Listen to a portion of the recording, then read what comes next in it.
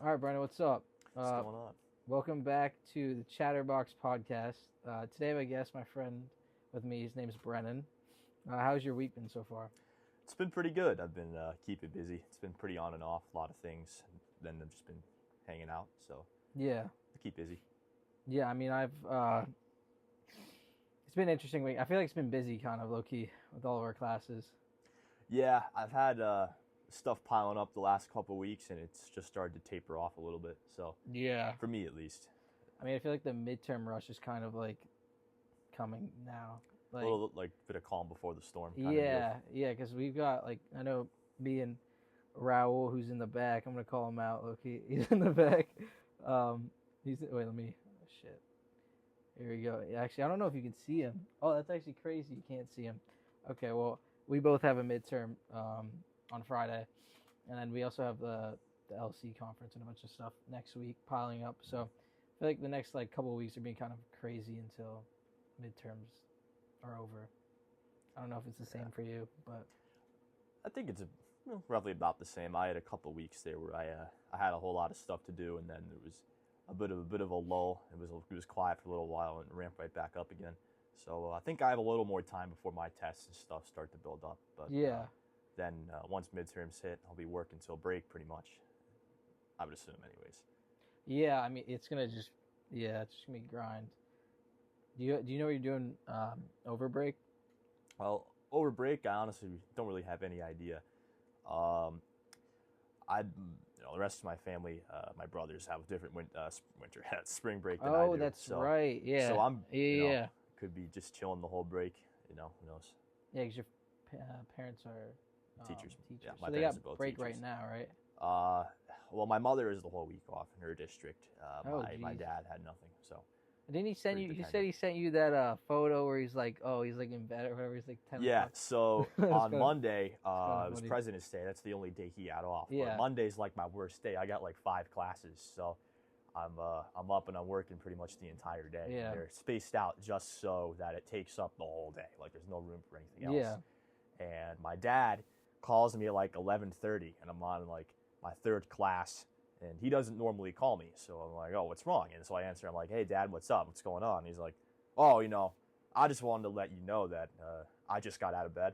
It's so messed And I up. was like, oh, you It's gotta be so kidding me. messed up. And then, That's funny though. yeah, He, does he do that a lot? Like jokes like that? yeah, he does That's do that. funny. Yeah.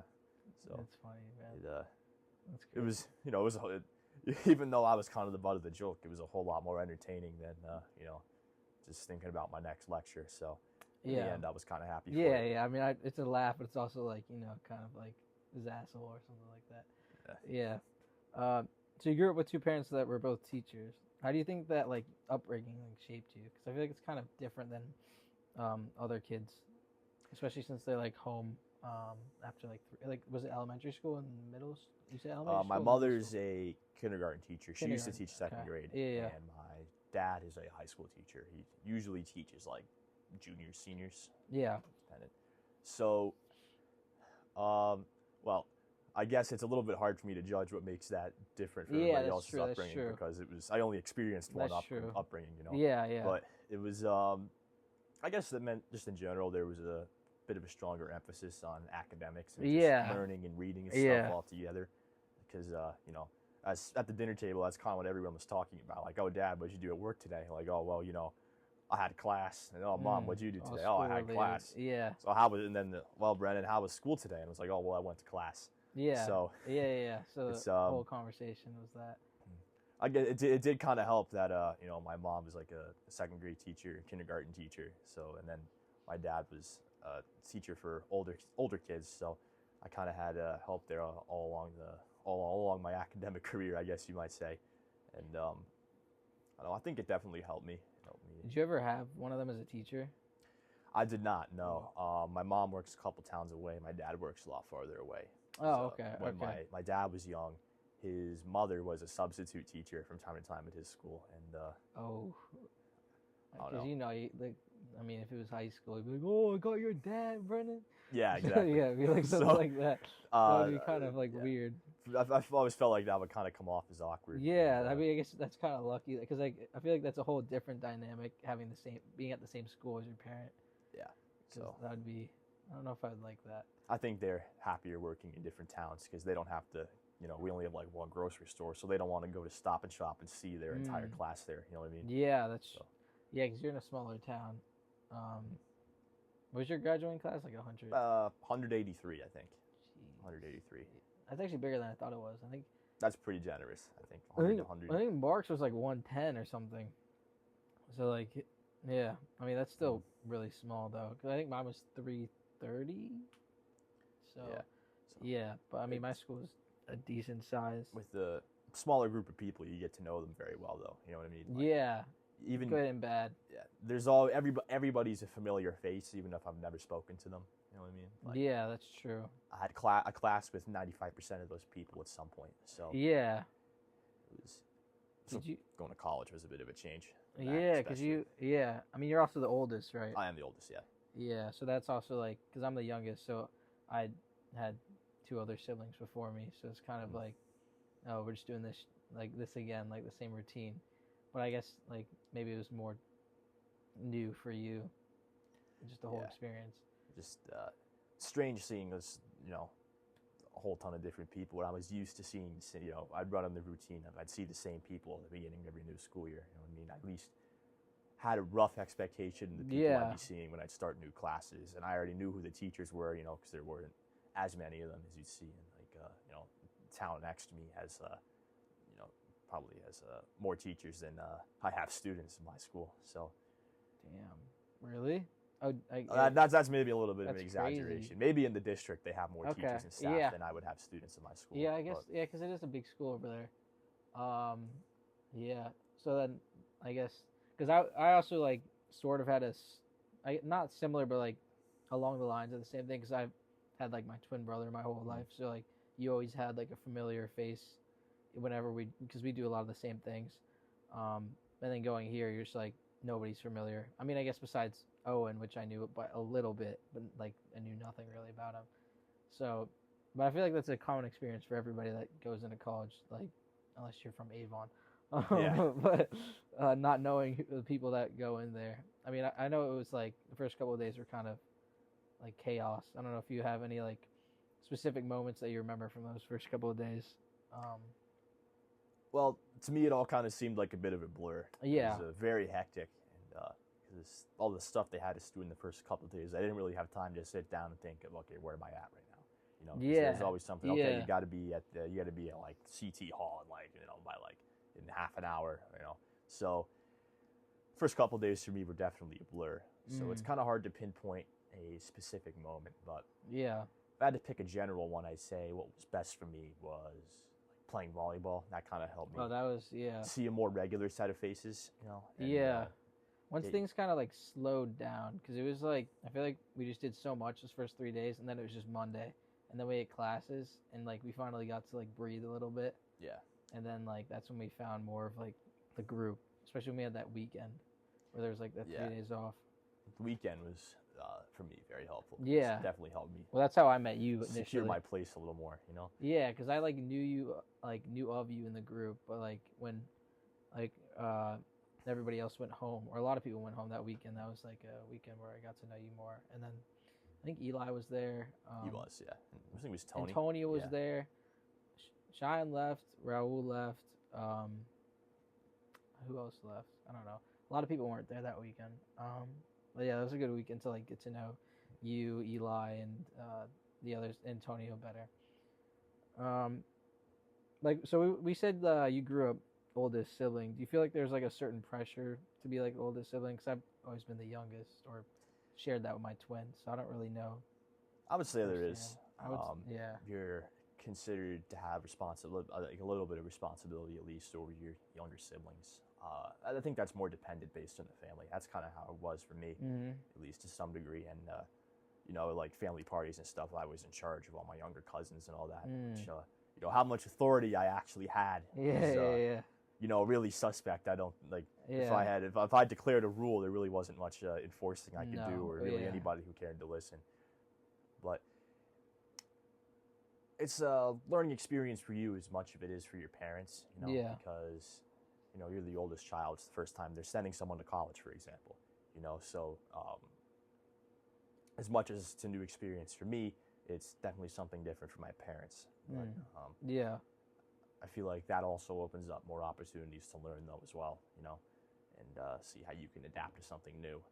And, I mean, I always found like they were harder on my older brother, and then like they, I guess, not figured it out, but like eased up when it got to like me, because like they weren't as, it wasn't as new, so they knew how to actually deal with the situation.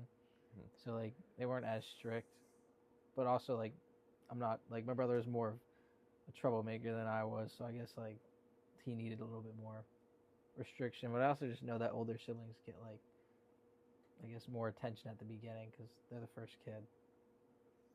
I don't know if you don't agree with that? I don't know if I totally agree that I would Okay. get more attention. That's kind of how I felt. What do you mean then? Like, I guess maybe they cared, they paid more attention to the younger siblings. Well, maybe I'll rephrase a little bit. Different attention, like I got different attention. You know what I mean? Okay. Like, it was easier for the younger sibling to get away with doing something. Okay. Yeah. That's fair. I'm not I'm not trying to throw my parents or my brothers under the bus or anything. You know what I mean? But Yeah. I feel like the way that oldest children are kind of dealt with is different from younger children, and I think a lot of that's circumstantial. Like the parents just know more about parenting by the time the younger siblings at the age.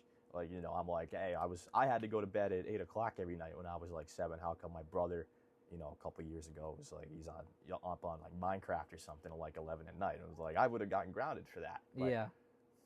There's a reason they changed it. It Yeah. just comes from experience. Yeah, they learn through experience. That's like, I mean, yeah. You have the sports and business conference tomorrow.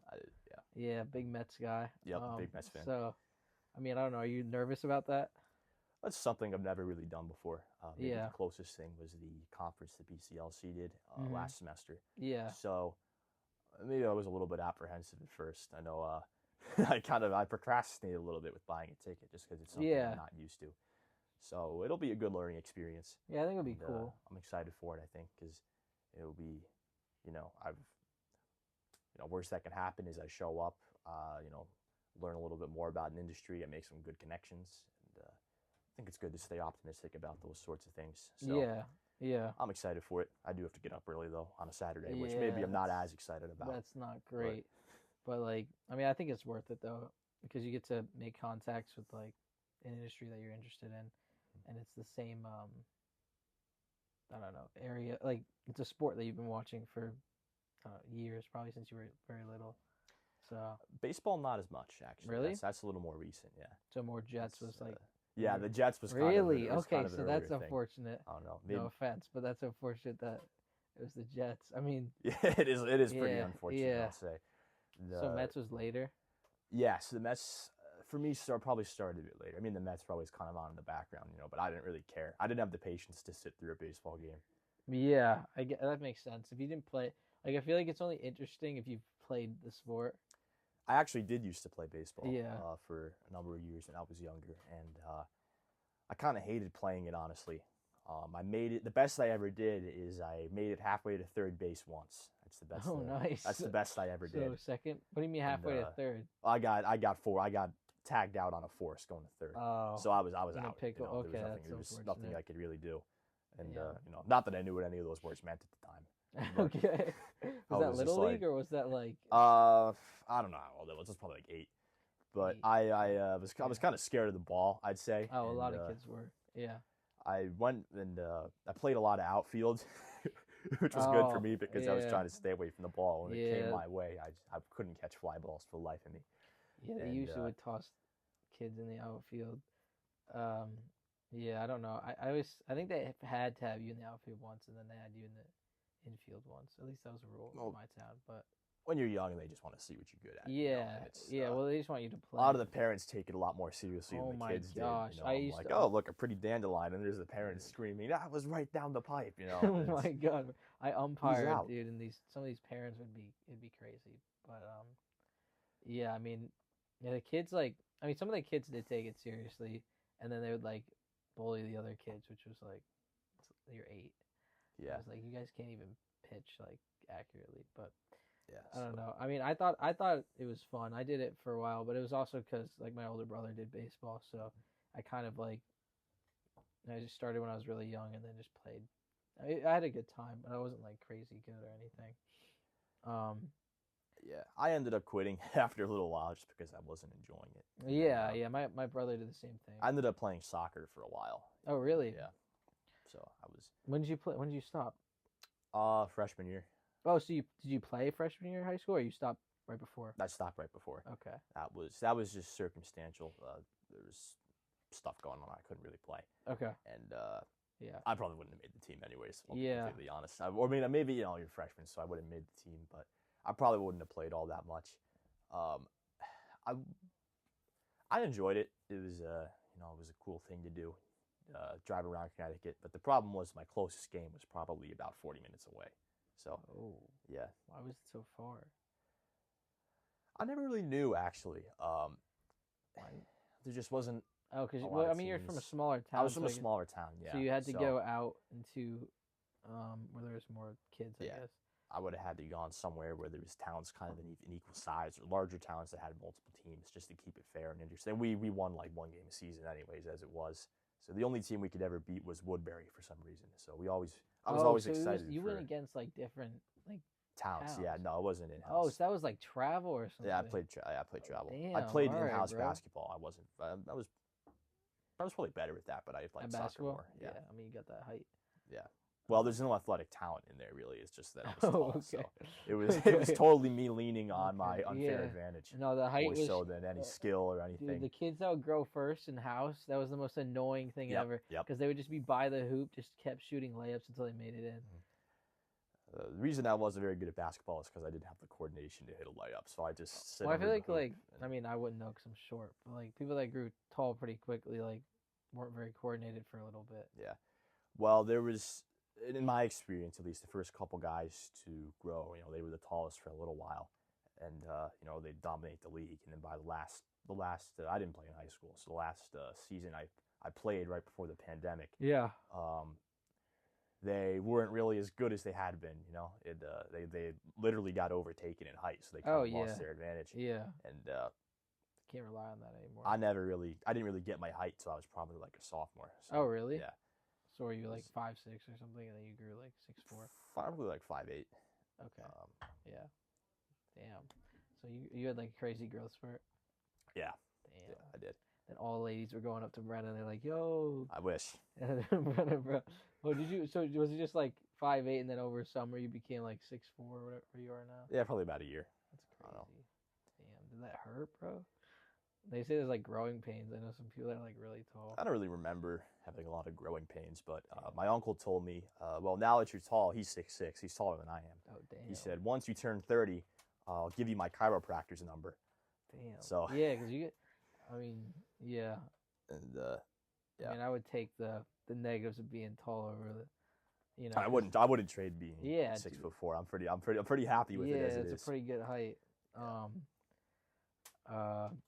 But yeah, I don't know. I can reach top shelf. People, Yeah, whenever I'm okay, in you're Walmart, just- I you're have just people flexing like, now, bro. oh, You're can just you get this off the flexing. top shelf for me? And I'm like, yeah, I got that. Yeah, you like being that guy, Mr. Hopeful. Yeah. It's not because I want to flex my height or anything. It's just Yeah, just just helping 6'4", out, helping the community. Yeah, Yeah, I'm just a great guy like that. yeah. Shut up. Yeah. Yeah. How do you deal with conflict or like arguments? Conflict and arguments. So I have a couple different ways of going about it. I like compromise because I don't like conflict. When I don't think that I'm like decisively in the right or it's something that could go wrong once the conflict comes to a head, I feel like I have a tendency to avoid it. So that's why I tend to prefer compromise. I don't think of myself as very confrontational. Unless I'm like very like passionate or something about an issue. Yeah. Then, or like if I have all the facts on my side and ready to go, you know what I mean? Maybe then I'm a little bit more willing to argue.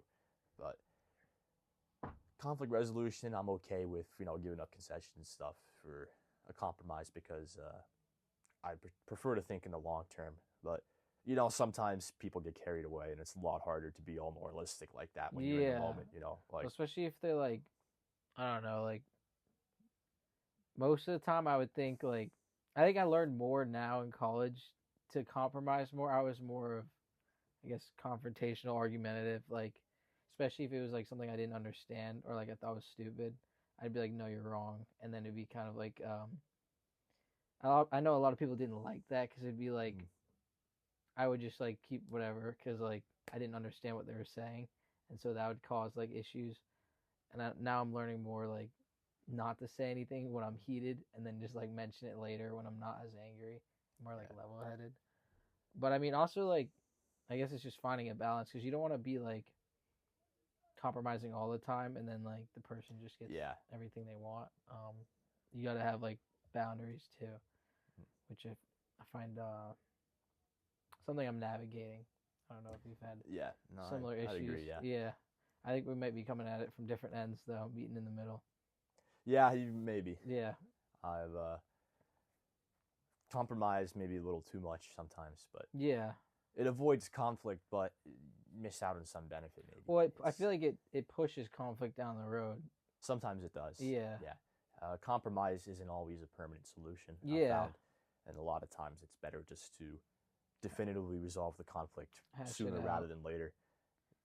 Kicking the can down the road doesn't necessarily guarantee that once once it comes back around that you're going to get a better solution. Sometimes it's worse. So Yeah, yeah, sometimes it's difficult to gauge that kind of situational awareness depending on what you're arguing over, though. Especially with something emotionally charged. And I think that's just something you learn through experience, how to yeah. resolve conflicts like that. Well, a lot of people still don't learn it. I mean, Well, like, it comes quicker to some people than yeah, others, I think. Right? yeah. Well, or people just like sometimes get set in their own ways and don't try to actually like learn from the repetitive mistakes that happen. Hmm. I mean, yeah. I don't know. That's why I was always curious about that. Like how I mean, it's kind of stupid to think sometimes, but I was like, how can like adults sometimes be so immature with certain things? Like you've had like 40 years to figure it out, and you're still doing like mistakes that we're making. But I guess it's just kind of like being human. But I thought it was Yeah. kind of ridiculous. I'm like, if you've had all this time to like work and get better, why are you still doing like childish like argument things? Hmm. Um, I mean, maybe that's just because I think a little differently, but I don't know. I think a lot of people get set after like college. It's just like, oh yeah, this is my personality, and then like they don't try to change certain things. College in that way is kind of interesting because it gives you an opportunity to be whoever you want to be. It allows you. You're coming to a new place where you don't really know anybody, and Yeah, you can change your image. You know. yeah. I mean, I feel like I didn't really like because I feel like we made friends kind of fast, so I didn't really have time to change my image. Um, I was more of just more or less doing what I did in high school to make friends, and so like not that that's a bad thing, but I just like I think with certain people that may have struggled, that may have been beneficial because then they're able to figure out like who they actually want to be, and then that's how they made friends. Hmm. I mean, you could change obviously as you're here in college because it's also just like you're away from your parents and Yeah. away from your siblings and everybody else who knew you since if you stayed in your town since you were like a kid. They've Hmm. known you for a long time as this one person, so you don't really they don't really allow you the opportunity to be a different person because Hmm. they see you as one. Like if you do something out of character, like that's not you, and then Yeah. you're like, yeah, you're right, that's not me, and then you don't like really change. So I could see that. Yeah.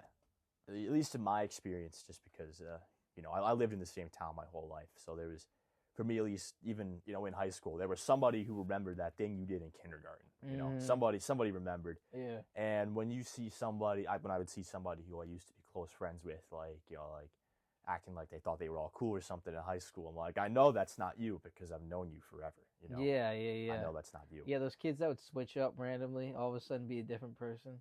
Mm. Yeah.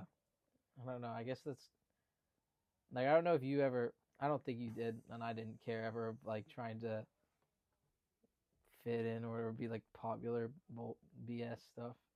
I know my older brother cared more about that, but um I don't know that. I never really like I was like why would I pretend to be someone else just to hang out with people I don't like and do things I don't like? Like I just thought it was stupid. Yeah, I agree. I feel like just the environment of high school and stuff kind of encourages people to act that way. Mm. Something about the idea of everybody's being in cliques and who's hanging out with who. Maybe that's more of a bigger deal, like a smaller school. Maybe I don't know. Cliques? No, there's always cliques. You'd have the tables, and Yeah, that's the table with you're allowed to football sit players. here if that person is there. Yeah, Like, I which mean, I guess it's good if you have like a group, but if you're kind of more of a drifter, it's not really like a good thing. yeah, Um, I feel like college is a much more conducive environment though. That oh gives yeah, you a lot yeah, more yeah, flexibility. I feel like yeah. people at college, at least here, are like they're a bit more they're more real about themselves. They don't. It's they're not afraid to be themselves in a lot of ways because like, well, if you don't like me, there's another 15,000 people on campus I could be friends with. Yeah. And it gives people an opportunity, to be themselves or to change from acting like themselves to be somebody they're not. Like being away from your parents and your family and your familiar environment gives you the opportunity to like do things that you wouldn't do at home. Like college is a place I feel like some people consider it's a place with no rules. Other people consider it as kind of a springboard to opportunity, but see it only from that academic lens, and miss out Mm. on other opportunities. But there's some people who go too far the other way, and they only think about, partying, and they miss out on the academic and career opportunities that are offered. But maybe they're only there for that, you know. Yeah.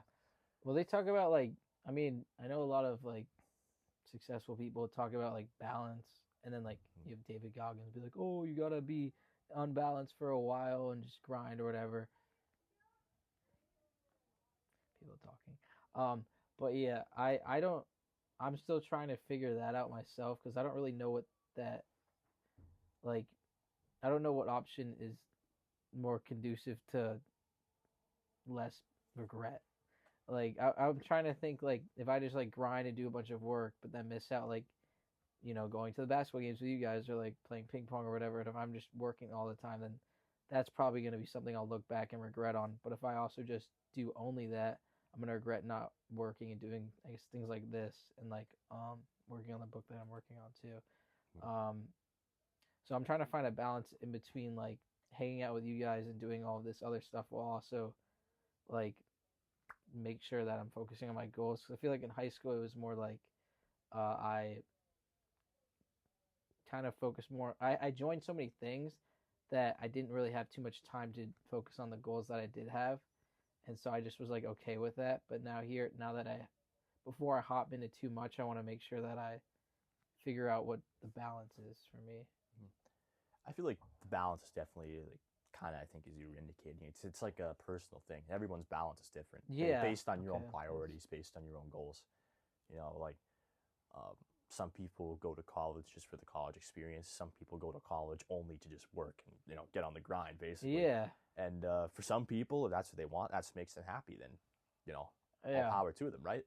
It's I think it's when you're looking back on, did I spend my years in college well 20 years from now?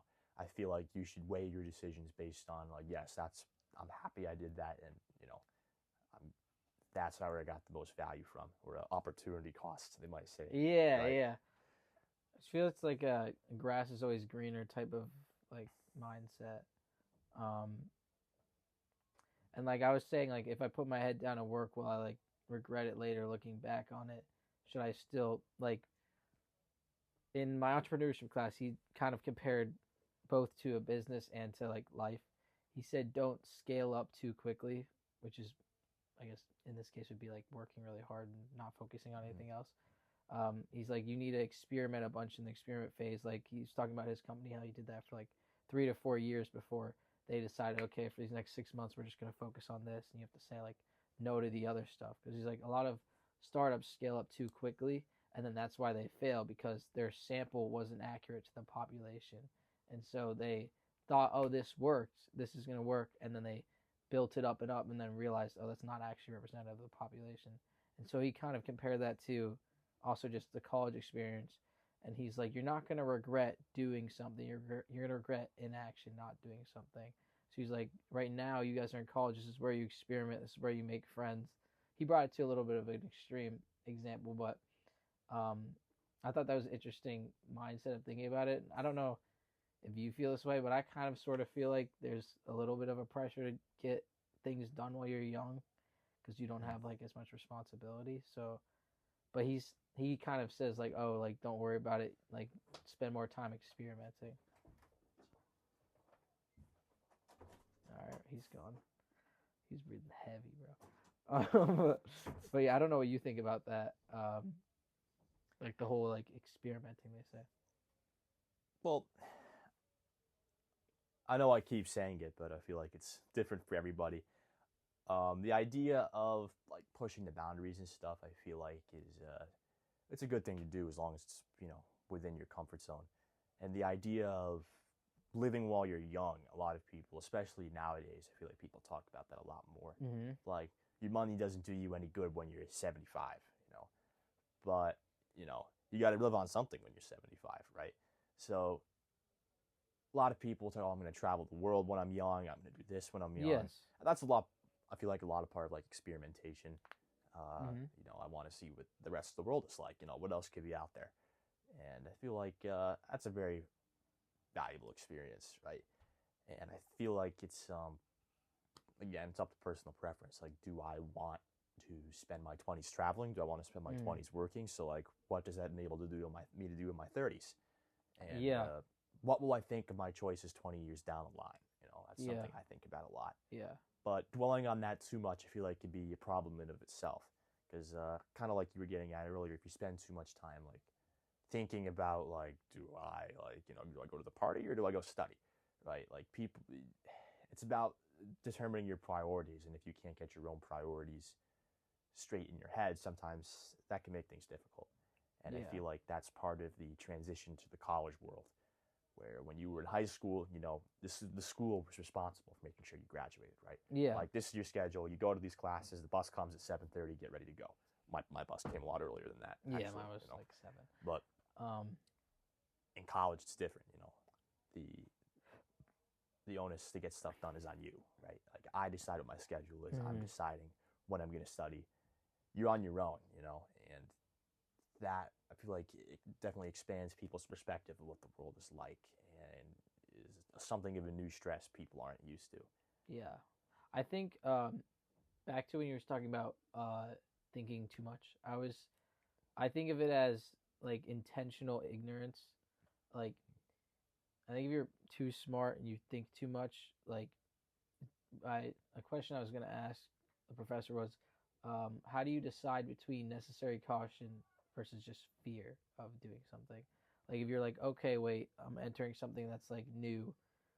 How I need to be cautious because I've never been in this environment before. But you don't want to be so like thinking about all the things that could go wrong that you just are inactive. You don't do anything. Mm-hmm. So I was like, maybe it's kind of I'm pretty guilty of that. Yeah, maybe it's kind of uh, smart or not smart, but reverse to just be intentionally like ignorant and just be like, oh, I'm just gonna start, and then you find out the problems, but then you deal with them as they come rather than trying to solve them all before you enter into the room. Mm-hmm. And so that's kind of how like I'm taking this. Like I was like, oh, like I could have thought of 1,000 reasons why I shouldn't start a podcast. It was like, oh, I'm just gonna learn and get better as I go. Same thing with like the book. I think I just took like I didn't realize how much work, and if I knew how much work could go in, maybe I wouldn't have started it. But you realize as you go how much work it requires to actually do something good. But I think it's important to be a little bit ignorant at the start because I think that's kind of the hardest part to get into. Yeah, fear of the unknown, maybe you might call it. Yeah. It's like personally, like I think of myself as like a pretty cautious person. It's difficult for me to like try something new and like make the jump. You know what I mean? And fear of the unknown, I feel like it's paralyzing. I feel like that's kind of like a natural thing. Like people are afraid. Like if you were a caveman, you're like, it's nighttime. I don't want to go outside. I don't know what's out there, or I don't want to try this berry because I don't know if it's poisonous or not. Yeah.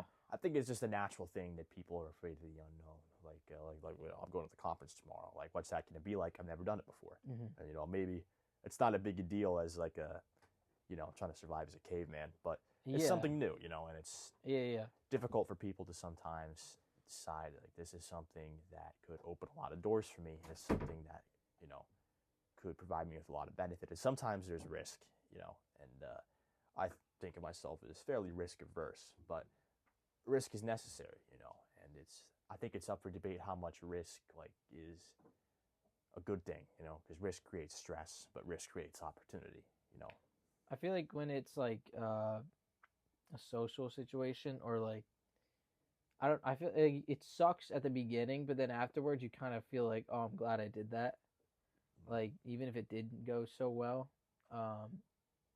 you kind of, I don't know if it's like an endorphins thing or whatever, but I think like, I mean, obviously it's really hard to do it, but once you do, it's like you kind of like, once you break the barrier, you're more likely to be able to talk to more people, especially like with the social stuff. If you haven't talked to too many people all day and you got to do something like that, like the sports and business one where you're talking to a bunch of different people, I found like after like just like warming yourself up with other people that you like kind of know, like that kind of helps me be able to talk to whoever. Like if I'm with my friends, I'm more likely to talk to a bunch of random people than if I was like alone. Yeah, So you kind I of get agree. that confidence from like just talking in general, people that you're comfortable with, and then being able to branch out the circle. Um, but yeah, I mean, I think like the risk thing is interesting. I feel like college kind of gives you a good opportunity to be able to take those risks in an environment that's like, who cares because nobody knows you really. Mhm. Which I find is interesting. I don't know if you've had like, because I feel like it's hard to break also like the patterns we've had from high school where maybe you weren't taking as many risks, and so you still kind of have like that mental block inside in your head. Mhm. But I feel like college is a good space to get past that, or maybe challenge those beliefs that you have, like the cautious beliefs. I don't know what you think about that. Well, I kind of think of like the college world as living in like a bubble a little bit. Yeah, It's yeah, not. yeah. It's kind of the real world, but it's not really. You It's a know, sandbox. it's like there's a downtown and stuff here and everything, Yeah, but yeah, most of those businesses are there just off the business of college students. They're just sort of, from some perspective, an extension of the college environment. So college, well, there's consequences for doing things, of course, but it's a lot of people treat it as something like a controlled environment where you can just do whatever you want, and that's not necessarily the case. yeah, There's, you know, definitely an element of, there's definitely a new element of freedom, but there's also a necessity to learn a greater sense of responsibility for yourself. I feel like to yeah, kind of fill up the void that would have been left by authority figures, or like parents and like teachers and stuff. Like if something goes wrong, like you get in trouble, you don't say, "Let me call my parents." It's on you. yeah. You know. So you got to try new things while keeping that in mind. Like And I'm learning that like, because I was like so habit to like, oh, like if you have like an issue that would be like an adult thing, you'd be like, yo, mom, what do I do with this? But now it's more like the transition's interesting. Cause like, oh, I have to do this stuff now. It's more on me, which I'm like okay with. It's just like it was so habit ingrained in my head. yeah. So now I'm like, oh wait, that's my job now. And then you're like, okay, and then you like do it. But it's just interesting to break that habit in my brain. I'm sure I'm always still gonna think maybe, oh, like what would my mom do in this situation or my dad do in this situation, just because like that's what you know from like experience. Um, I do think about that a yeah. lot, actually, especially when it comes to my dad, because he went to UConn. He lived right across the street there in West. So it's a bit strange for me when I wake up in the morning and sometimes look out the window. I'm like, oh, I wonder what my dad was doing in Yeah, February that's cool. 1985 across the street in West, right? Yeah, It's there's you ever seen the Progressive commercials where they're like, I'm with new homeowners who are becoming their parents, and so it's kind of an interesting thought I don't know if for I've me. seen that. Like, it's just something that I think about a lot. I don't know why it's such a big deal for me personally. Maybe it's because you feel like you have something to live up to, or just curious, like what Well, would my dad do in my yeah. situation. Well, some people are like it's both ways. It's either they're scared of becoming their parents, and other people are like they're glad to become their parents because like it's good qualities. I think most are scared to become their parents because they associate a lot of negative memories with childhood or whatever. I don't know if like when you start like, oh, ew, that's something my dad would do, or something. Like if you do something cringy, I feel like sometimes Yeah. I'd be like, oh, that's something my dad would do, or like you start noticing things unintentionally that you do like subconsciously that would be like what a parent figure would do. I don't know how your feelings are on that. I just kind of treat it as food for thought, you know, Mm, like I guess maybe touching on what we were just talking about, yeah. at the end of this year, there's going to be somebody else living in my room. You know what I mean?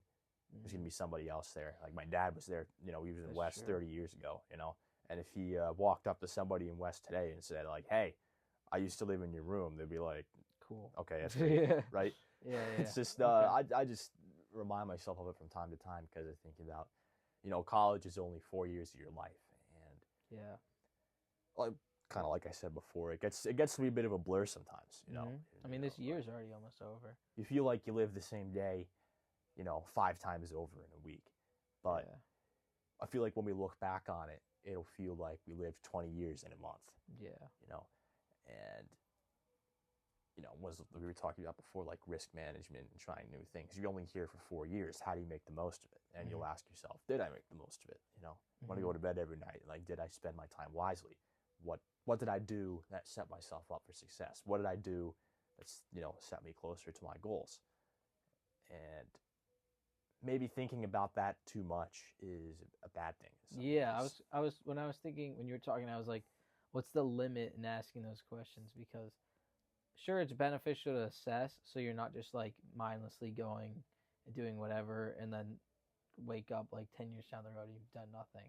But also like over obsessing about did I maximize productivity today, Yeah, or some like, oh, like I played ping pong for like 3 hours, like was that really worth my time, or should I have done this instead? Like I've even like even when I pull out my phone and start going on TikTok for a little bit, I'm just like, what am I doing? Like yeah, maybe it's my over obsessive like workaholic mindset, but I like even like trying to spend moments relaxing, I'm like, oh, I'm wasting time.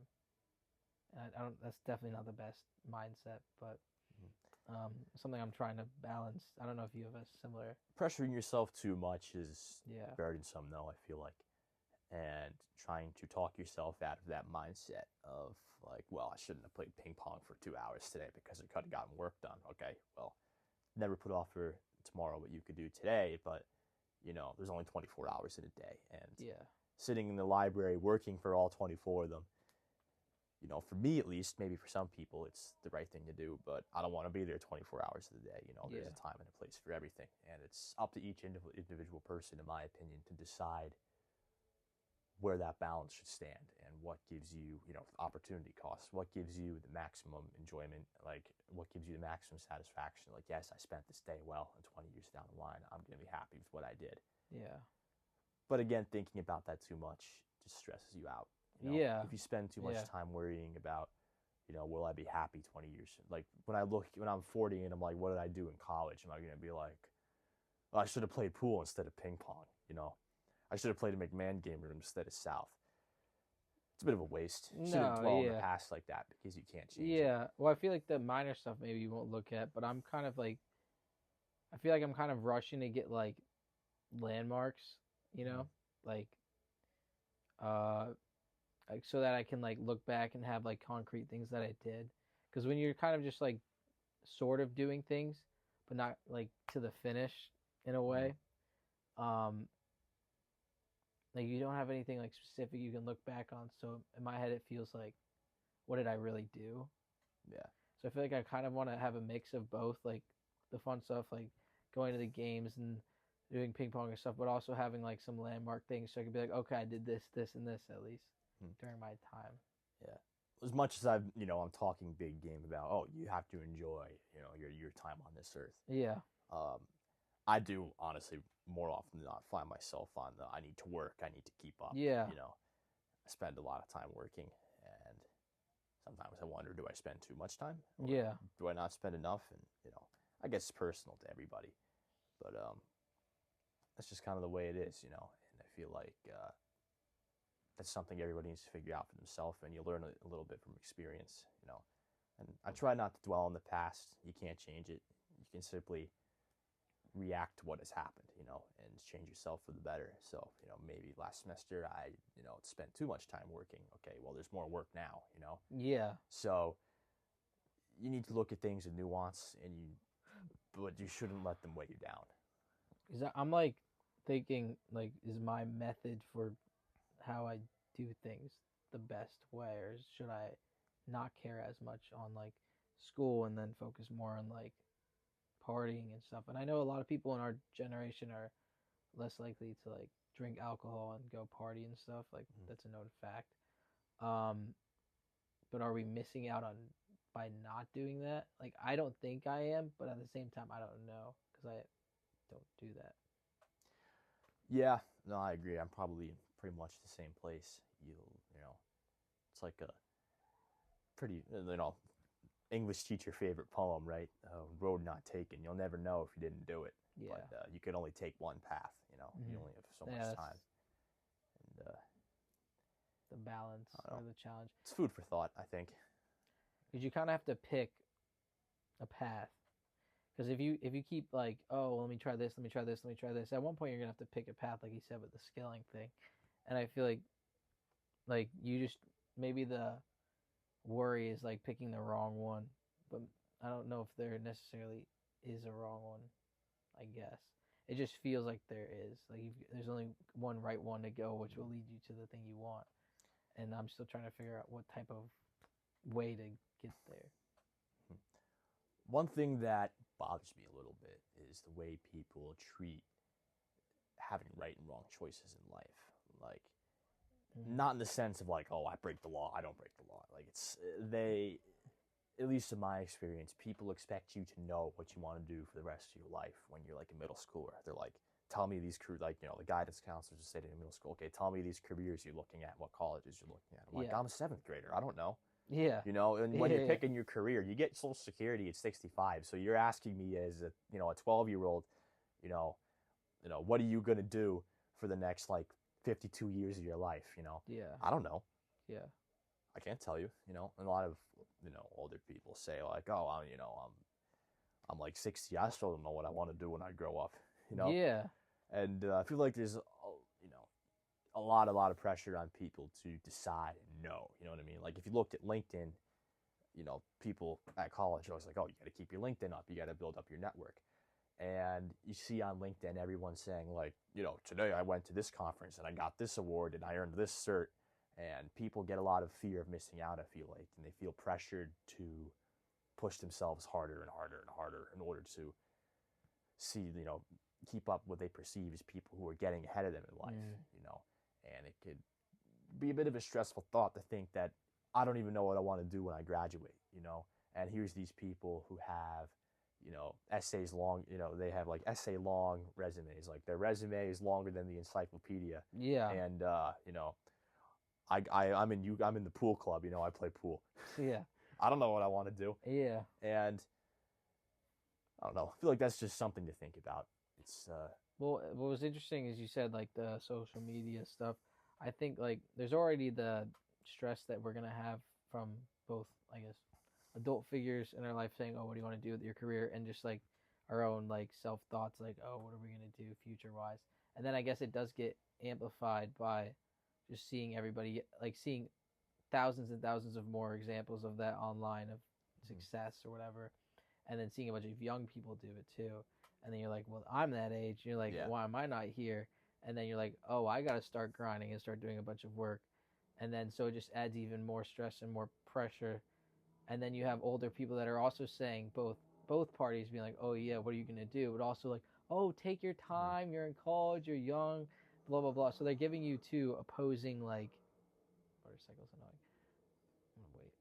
They're giving you two opposing like or contradicting sides, and they're both asking you to like figure it out, which I feel like is annoying. Like it's kind of like two people yelling at you at once, and they're like, oh, "So what's your answer?" I remember a story my uncle told me a couple years ago. It's of course, it's about the Mets, right? Okay, But well, he's a huge lifelong Met fan, and he was telling me about a time where he remembered the first time there he was watching a Met game and a new player came out for his first game. His name escapes me now, but the guy was, a couple years younger than my uncle, and he was kind of struck by the thought of, I've been watching the Mets my whole life, and here's this guy who's a couple years younger than me, he's playing in Major League Baseball, and just for playing this one game, he's probably gonna like get like a $10,000 check. Right? Yeah. He make I saw some statistic like some soccer players and stuff make like more money a second than some people will see in their entire lives. Yeah. And that weighs on people a little bit. I think that there's people who are out there who are more successful than I am, but at the same time, you could have all the money in the world and not be happy. Mm. But I don't know. Maybe this is a bit rambly, but people take different value out of money. I feel like some people feel like money brings security. Some people feel like money brings freedom. Some people feel like money brings power, and people chase money for those reasons. Some people don't see any value in it. They'd rather spend it on traveling. They'd rather spend it on family. And again, I think that comes with experience, what kind of value you get out of life. Do I chase money? Do I spend my 20s, on the grind, basically? Getting money to spend my, can I, travel the world and in luxury in my 60s, or do I, backpack around the Caribbean in my 20s on like a shoestring budget? And I don't know. There's not really a real place that train of thought is going. It's just a pure stream of consciousness. Yeah. It's just what's, And like, do I spend all that time, make all that money, and then be like, wow, that was a waste. Like, it wasn't worth it. Mm-hmm. Like that. I guess that's the biggest worry, is like looking back and be like, that wasn't worth it, or like I shouldn't have done that, or like I wish I spent more time enjoying what I was doing rather than stressing about not being where I now am. Because I guess it's not like guaranteed that you're gonna reach the outcome that you're chasing towards. So you're worried up until you achieve it, and then now you're worried about losing it. Mm. So if you're gonna be worried the whole time, then it's kind of idiotic. Like, you can think about it like that, but then you're still gonna be worried. Like, we could say, oh yeah, that's stupid, but then that's just still like human nature to be worried about that. Yeah, I mean, I guess the money thing is interesting. I know Jim Carrey talks about it a lot. I don't know if you know him too well. Well, I know he not that well. Yeah, because he talks about it a lot, about how he got all this fame and all this money. He's like, it's meaningless. He's like, I wish everybody could be rich so they realize how meaningless it actually is. But it's nice for him to say he's got a bunch of money. So like, people always use that excuse, because it does cause a lot of issues if you don't have it. And having money will eliminate some issues, but it won't like eliminate, I guess, the actual issues that affect your mood consistently. So I don't know. It's an interesting thing that people talk about a lot. But yeah. Well, Andrew Carnegie, I guess you might have read Gospel of Wealth. Mm-hmm. I don't know if you have. I haven't read that, no. But I'm only like sort of familiar with it. But the gist is, Carnegie is one of the richest people ever, and the idea was he wanted you to spend like the first part of your life making as much money as possible, and then the second part of your life you enjoy all your money, and then the third part of your life you give it away. And then you see people, especially like influencers and stuff today, who are like, well, it's just a piece of paper. There's nothing backing it up. It's a piece of paper. Money is a dollar is a piece of paper that people just put value on for some reason. Like things I said before, money brings power, security, whatever it is you want out of it. It's a piece of paper that people put value on, and that value is worth more to you in action than it is in your bank account. They say, travel the world while you're young, I don't know, throw money into crypto or something because you might strike it rich. Yeah. And everybody's got their own idea, is what I'm trying to say, of what is the best way to spend your life. What's the best way to get value out of the time you spend working? What are the best way to get value out of, the years of your youth and years in college? And I don't think there's really a correct answer. There might not be, even though I've said, oh, it's all about you figuring it out for yourself. Maybe there's not a correct answer for everybody, and it's, people say, when they're old, they say, oh, I wish I had done more when I was young. Okay, well, maybe in this alternate reality where, you play for the Yankees instead of the Mets, maybe you go play for the Yankees instead and you didn't like it, Yeah. You don't know. It just is what it is, and you shouldn't. I feel like people stress too much dwelling on the past, When I'm 40, I'm not going to want to think of what I screwed up when I was 18, because it's no point, because Yeah. reality is what it is, and there's not really purpose in thinking of like, oh, what if I, what if I had lived in Watson instead of Belden? Yeah. I mean, my life would be pretty different, but I'm not going to think about that because I kind of like it the way it is. Yeah. I'm happy that things have turned out the way they have. Well, I think a lot of people think like that because they're not happy with where they're at now. Yeah, that's true. A lot of people, yeah, if maybe they don't like where they are in life, but a lot of people don't really consider the possibility that things could have been worse. Yeah, at the they same always time. like, oh, it would have been better if I did this rather than, no, it could have been like horrible. Like it could have been really bad. You could have, yeah. You think like when you're on the highway, like somebody cuts in front of you or something, like, wow, that guy almost hit me. Yeah. But then you just brush it off.